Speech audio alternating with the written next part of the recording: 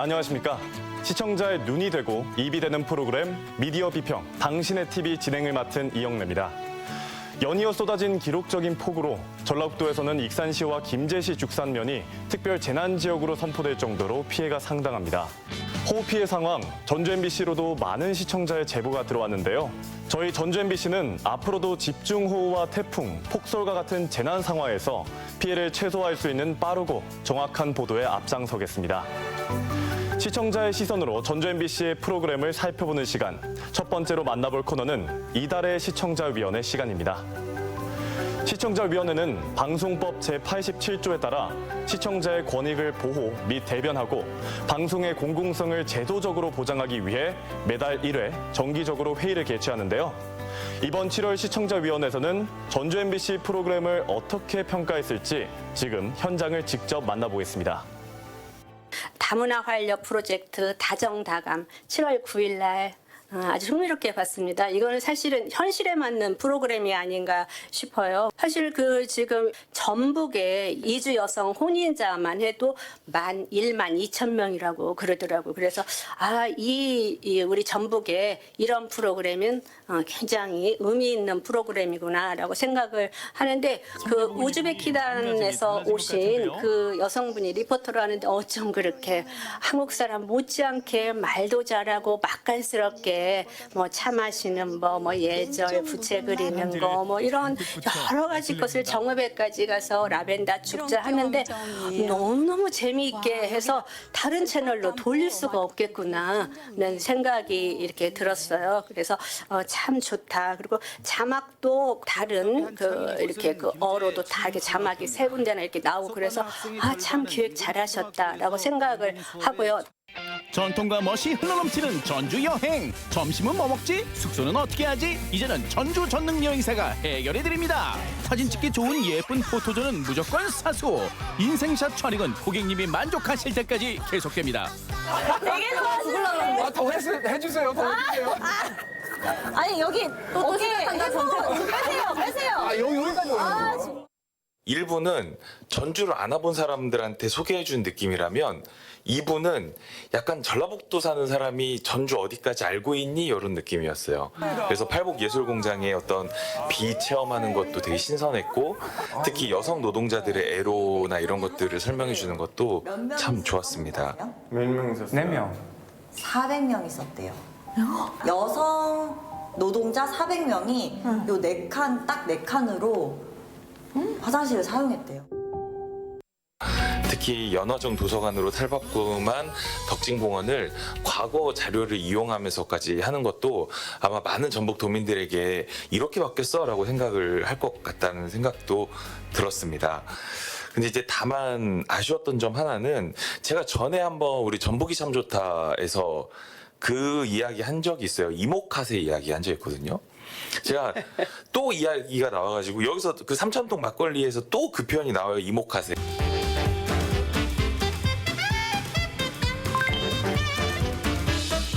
국립국어원에서는 주방 특선이나 맛김 차림을 권고한다고 나오더라고요. 그래서 근데 이번에 방송에서 한상 차림이라는 메뉴를 설명해주면서 이모카세다라는 자막이 굳이 들어간 건 전 좀 아쉽다.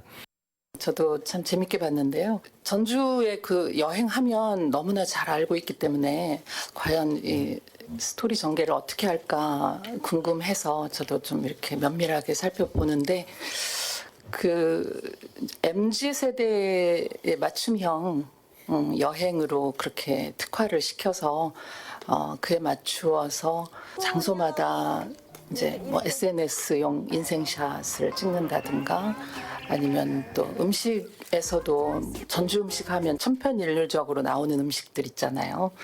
비빔밥, 한정식, 콩나물 국밥 이런 거 배제하고 여름에 이제 별미로 메밀국수 또 냉면 이런 맛집 소개하고 또 젊은 층들도 굉장히 좋아하잖아요. 막걸리집 이렇게 음식을 소개하면서 출연진들도 MZ세대의 소구력 있는 인물들로 다 섭외를 해서 요즘 예능에 많이 나오고 전태풍 씨 같은 경우도 스포츠 엔터테이너라고 얘기할 정도로 그렇게 예능에 소구력이 있는 그런 출연진들 많이 해서 이들의 티키타카가 참 좋았던 것 같습니다.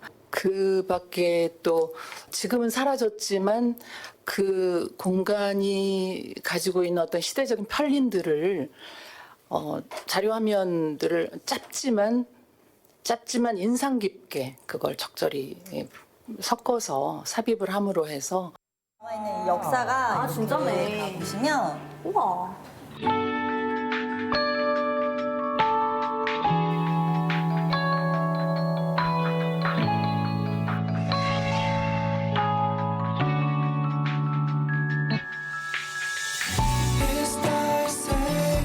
예능이지만 약간 교양적 터치도 잊지 않고 그래서 재미와 의미를 동시에 잡은 그런 프로그램이 아니었나. 7월 5일 날에 그 이색 취미를 소개해주는 생활문화센터에서 각기 다른 그 취미 활동들, 동호회 활동들도 소개해주는 그거 보면서도 저도 깜짝 놀랐거든요. 여러분은 어떤 취미를 가지고 있나요? 이색적이고 신명나고 감성적인 취미 생활. 고물가 시대 저렴하고 슬기롭게 취미 부자 되는 방법. 우리 동네 예체능에서 만나보시죠.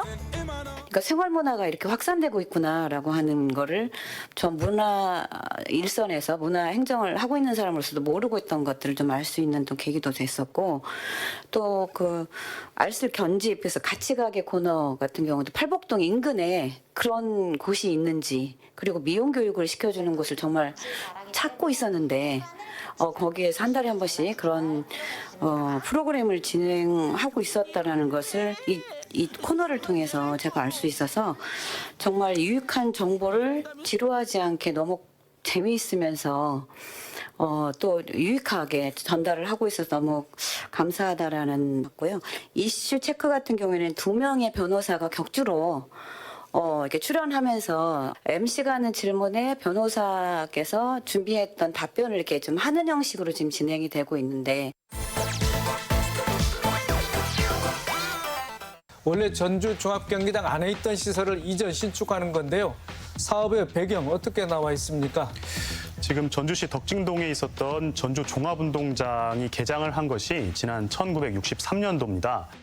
제가 좀 들었던 생각은 적어도 변호사가 이 프로그램에 패널로 참여를 했었을 때는 전문적인 식견이든 통찰이든 또 법률적인 어떤 상식이든 깊이 있는 걸 가지고 좀 짚어줘야 되는데 그냥 알리는 정도로 좀 진행을 하고 있다 보니까 원래 당초 변호사를 패널로 했던 소개 목적을 좀 발휘되지 않은 거 아닌가라고 해서 좀 더 거기에 맞는 이슈 선정과 깊이 있는 좀 내용이 됐으면 좋겠다라는 바람을 갖게 됐습니다. 방송 3사 공동 제작해서 도지사 취임 1주년 도민과의 대화 있었습니다. 네, 도지사님 반갑습니다. 네, 반갑습니다. 네, 먼저 우리 도민 여러분들께 인사 한 말씀 해주실까요? 네, 도민 여러분 정말 반갑습니다. 그런데 제가 그 방송을 보면서 시종 일관 에어컨 소리 때문에 소리가 안 들립니다. 저는 전통과 첨단이 같이 조화를 이루는 전라북도가 됐으면 좋겠다. 그래서 제가 2차 전지 산업이 미래의 가장 큰 산업이라고 대한민국 모든 전문가들이 얘기하는데, 에어컨 소리랑 도지사 그다음에 MC 마이크 울림도 너무 심하고 조명도 너무 어두워서 왜 굳이 이렇게 했는지 저는 좀 이해가 안 돼서, 그리고 이러한 퀄리티 낮은 프로그램을 조금 그래도 정화할 수 있었던 게 저는 7월 15일 날 나온 소담 콘서트라고 저는 생각합니다. 이런 장보기 합포장을 효율적으로 할 수 있는 노하우를 가지고 있습니다. 사실 구독 경제가 말로는 어려운데요. 뭐 예전으로 생각하시면 우유. 그 4명, 5명 강사가 나오는데 한 명의 강사가 15분, 20분을 넘지 않게 일부러 편집하신 것 같아요. 음악도 넣고 그 자료도 넣고 해서 굉장히 보기 편했다. 이 기획보도가 이제 환경 관련해서 월 1회 주 단위로 할 계획이 있다고 얘기하셨는데,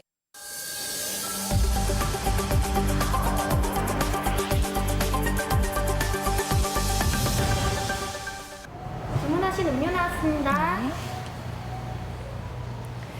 기후 위기가 전 세계적인 문제로 대두되자 이렇게 카페와 음식점 내에서 일회용품 사용을 금지하는 등 쓰레기를 줄이기 위한 노력들이 일고 있죠. 지속 가능한 미래를 모색해보는 기획 코너 지구 세로봄. 오늘은 그 첫 순서로 대안은 마련돼 있지만 규제 대상이 아니어서 무분별하게 사용되고 버려지는 장례식장의 일회용품 쓰레기 문제를 들여다봅니다. 다른 주제와 관련해서도 월 1회라도 잠깐 이렇게 좀 내용을 넣어준다면, 예를 들면 뭐 이렇게 불법 촬영이나 데이트 폭력이 혹은 뭐 장애나 뭐 여성 관련 문제라든지 이런 좀 사회적 이슈가 되는 문제들과 관련해서 기획보도의 내용으로 같이 좀 해주시면 어떨까라고 하는 요청을 좀 드리고 싶었습니다. 교육 뉴스 저는 조금 민감하게 조금 잘 보는 편인데요. 언제나 뉴스를 볼 때는 시청자 입장에서는 팩트만 보도하는 것도 참 중요하지만 MBC의 관점을 사실 좀 보고 싶다 이런 생각이 많이 들 때가 있어요. 예를 들면 뭐 스마트 기기 보급에 관해서 지금 요즘 교육청 엄청 밀고 있잖아요. 전북교육청은 지난달 스마트 칠판 보급 시연회를 실시하고 각 시군 교육청별로 스마트 칠판 보급에 속도를 내고 있습니다. 굉장히 한쪽에서는 우려도 많거든요. 그러면 좀 다양하게 선생님들은 어떻게 생각하는지, 학부모는 어떻게 생각하는지, 또 이런 것들에 대한 어떤 MBC의 관점이 좀 듣고 싶고 보고 싶을 때가 있는데 좀 그런 것들이 있었으면 좋겠다. 점프가 갖고 있는 목적 중에 뭐 큰 게 메이저와 마이너의 만남이라고.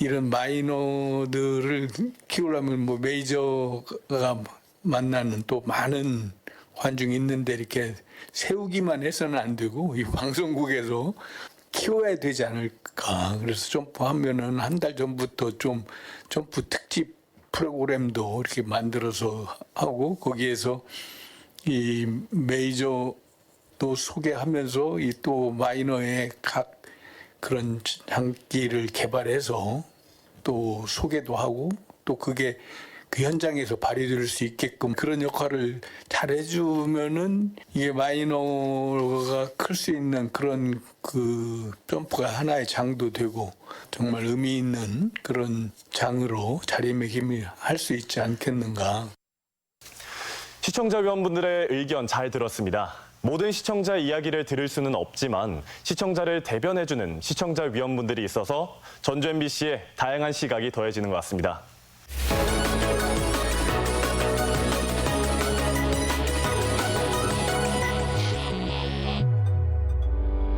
이번 코너는 한 달 동안 방송한 프로그램 중에서 주목할 만한 프로그램을 선정해 집중 분석하는 이달의 프로그램 시간입니다.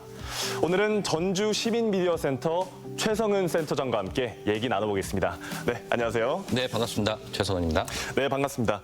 오늘 다뤄볼 프로그램은 어떤 프로그램일까요? 네, 오늘 제가 말씀드릴 프로그램은 라디오 프로그램이고요. 지난 4월에 시작을 했고 또 최근에 6월 달에 이달의 PD상을 수상한 전파사수라는 작품입니다. 맞습니다. 전파사수는 월요일부터 금요일까지 전북의 소식을 전하는 데일리 시사 프로그램으로 지난 4월 17일에 첫 방송을 했는데요.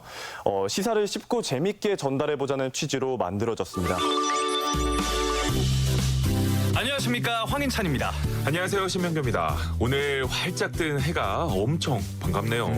통제됐던 전주천 아랫길도 해제가 돼서 정상 운영되고 있고요. 오늘 새벽에는 전주 남부시장 새벽시장도 열렸답니다. 정말 맑은 해가 그리웠습니다. 비가 잠깐 소강 상태를 보일 때도 호우특보가 해제되지 않으면서 계속됐는데요. 엿새 만에 호우특보 해제가 됐습니다, 드디어. 전파사수에 대한 첫인상 어땠나요? 굉장히 반가웠고요. 그 제목 자체부터 이 전파사수라는 제목이 확 와닿았습니다. 그리고 실제 들어보니까 지역에서 꼭 필요한 프로그램이고 이런 프로그램이 시작됐다는 게 굉장히 반가웠습니다. 네, 네, 최근 몇 년 사이 지역 방송사에서 제작하는 프로그램을 보면 지역의 이야기를 담는 시사 프로그램 상당수가 폐지되거나 심지어 아예 없는 경우가 다반수인데요. 그런 면에서 지역 현안을 담은 시사 프로그램이 신설됐다는 것은 어떻게 보면 특별한 의미를 지닌 것이 맞을까요? 네, 맞습니다. 최근에 지역에서 시사 프로그램, 특히 라디오 시사 프로그램이 많이 폐지가 돼서 굉장히 좀 아쉬웠는데요. 네. 이 지역 방송 시사 프로그램은 심층적인 정보 전달로 지역의 이슈를 공론화해내고 또 지역사회의 적극적인 감시자 기능, 그리고 이를 통해서 지역사회 발전에 기여하고 지역 방송 자체의 위상을 제공할 수 있는 굉장히 좋은 프로그램인데요. 하지만 지역 방송에서 시사 프로그램이 많이 사라지고 있고요. 실제 전주 MBC에서도 안타깝게도 최근 몇 년 동안 시사 라디오 프로그램이 없었습니다. 이 지역 방송에서 인력 문제 그리고 재정적인 문제로 제작이 굉장히 어려운 측면이 있는데 특히 매일 하는 라디오 시사 프로그램은 더 어려웠을 거라고 생각이 됩니다.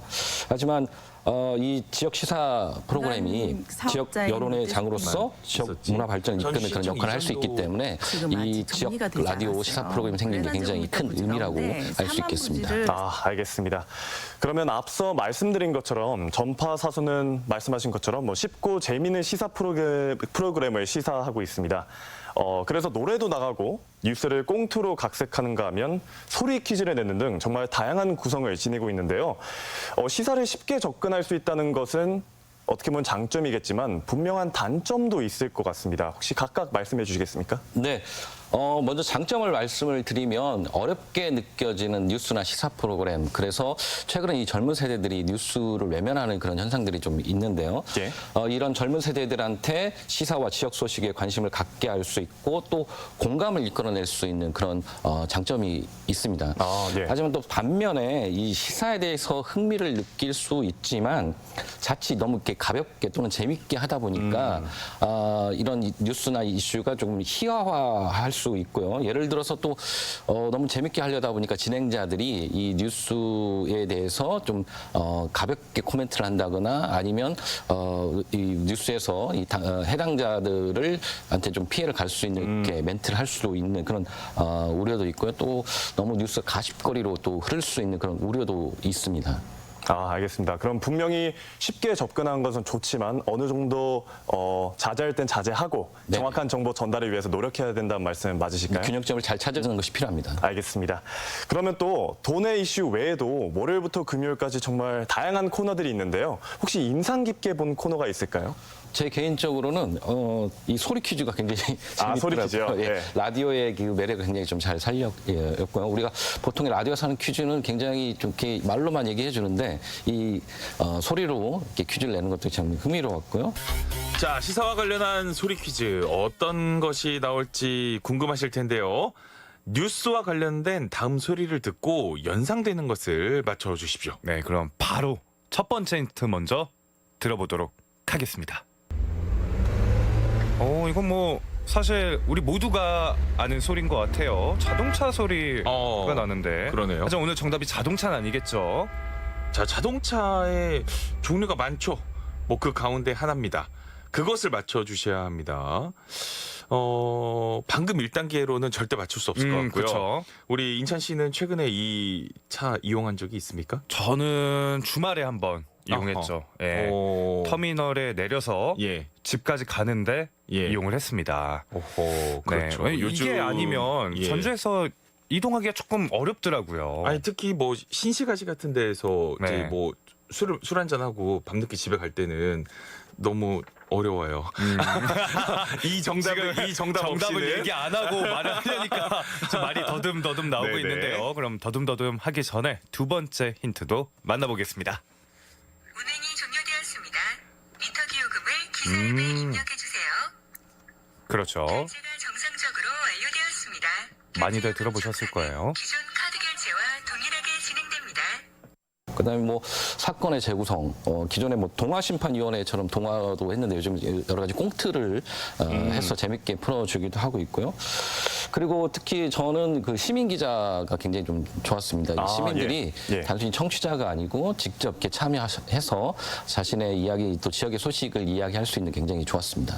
네, 요즘은 TV 방송에서도 시청자 의견을 자막으로 전하는 프로그램이 많아졌습니다. 그런데 라디오 방송이야말로 청취자와 즉각적인 소통이 가능한 매체 아니겠습니까? 그래서 라디오 방송의 큰 매력이기도 한데요. 전파사수는 너튜버와 문자로 청취자와 소통하고 있는데 보셨을 땐 잘 활용되고 있는 것 같습니까? 네, 제가 들어보면서 정말 이 자막 그 댓글이 올라오고 하는지를 봤는데 실제 전주 MBC 뉴스나 또 전파 사수에서 올라오는 이 자막 또 댓글 뭐 이렇게 해서 활용이 되고 있습니다. 하지만 아직은 이렇게 조금 많이 활용이 되지는 못하고 있는 것 같습니다. 이유는 청취자들이 좀 더 이 지역 방송에 관심을 갖고 거기 의견을 많이 달아줘야 되는데 그런 부분이 조금 부족한 측면은 좀 있었습니다. 알겠습니다. 그리고 아까 그 시민 기자단 얘기도 하셨었는데요. 전주에도 곧 시민들이 직접 만들어가는 공동체 라디오 방송국이 개국되죠? 네. 전국적으로 현재 27곳으로 늘어났다고 들었는데 혹시 어떤 역할을 하게 되고 이와 같은 매체가 필요한 이유가 뭐라고 보십니까? 네, 공동체 라디오는 시민들이 직접 참여하고 시민들이 직접 제작하는 그런 방송국입니다. 네. 이런 방송들이 필요한 이유는 지역의 공론화 그리고 지역의 공동체 활성화를 위해서 좀 필요한데요. 지역민들이 직접 참여해서 자신들의 이야기를 직접 이야기할 수 있고 또 다양한 의견들을 또 이야기함으로써 지역 사회에서의 다양한 여론들을 공론화할 수 있는 그런 장이 될 수 있고요. 그리고 저희가 최근에 우리 사회의 가장 많은 문제들을 해결할 수 하는 방법으로 공동체를 활성화해야 한다라고 얘기를 하는데 이 공동체의 가장 기본은 소통입니다. 소통이라는 것은 일방적으로 자신의 이야기를 전달하는 게 아니고 다른 사람의 이야기를 또 같이 듣는 거거든요. 맞습니다. 그래서 그냥 공동체 라디오를 얘기하실 때 시민들한테는 혼자 하시는 게 아니고 옆에 사람, 이웃분들, 친구들 같이 와서 얘기를 하십시오라고 얘기를 드리고 있습니다. 그냥 그렇게 함으로써 다른 사람의 이야기를 듣고 또 우리 지역사회에 관심을 갖게 될 수 있을 거라고 생각하고요. 이렇게 지역 방송들이 점점 더 많은 사람들의 참여와 또 이야기를 들을 수 있는 그런 방송이 되어야 하겠다고 생각합니다. 확실히 소통이 정말 중요한 것 같습니다. 네, 그렇다면 마지막으로 이 전파사수가 데일리 시사 라디오 프로그램으로 굳건하게 자리 잡기 위해 어떤 노력이 필요할까요? 제 생각으로는 지금도 굉장히 잘하고 계시는데요. 조금 제가 바란다면 두 가지 점인데요. 첫 번째는 전라북도 14개 시군의 이야기를 잘 다뤄주고 있습니다. 근데 전체적으로 봤을 때 좀 전주 중심의 이야기를 좀 많이 다루고 있고 특히나 또 심층적으로 다루는 이야기들이 전주 중심입니다. 다른 시군의 이야기들을 다루고 있지만 이게 조금 단신으로 치우치는 경향들이 좀 있는데요. 다른 지역의 이야기들도 조금 심층적으로 좀 다뤄졌으면 하는 그런 생각이고요. 그리고 뭐 지금 시민 기자도 참여를 하고 있지만 좀 제한적인 부분도 있고 좀 부정기적으로 진행이 되는 측면도 있습니다. 그래서 더 많은 시민들이 참여하는 그런 프로그램이 된다고 한다면 이 전라북도 도민들, 시민들이 또 관심을 갖고 애정을 갖는 그런 라디오 프로그램이 될 수 있을 거라고 생각이 됩니다. 네, 알겠습니다. 오늘 말씀 여기까지 함께하겠습니다. 고맙습니다. 감사합니다. 지금까지 전주 MBC 라디오 프로그램 전파사수에 대해 전주시민미디어센터 최성은 센터장과 이야기 나눴습니다. 이 밖에도 프로그램에 대한 다양한 의견이 있으시다면 전주 MBC 홈페이지 시청자 게시판에 남겨주시기 바랍니다. 시청자의 눈이 되고 입이 되는 미디어 비평, 당신의 TV는 여기까지입니다. 저희는 다음 달 이 시간에 다시 찾아뵙겠습니다. 감사합니다.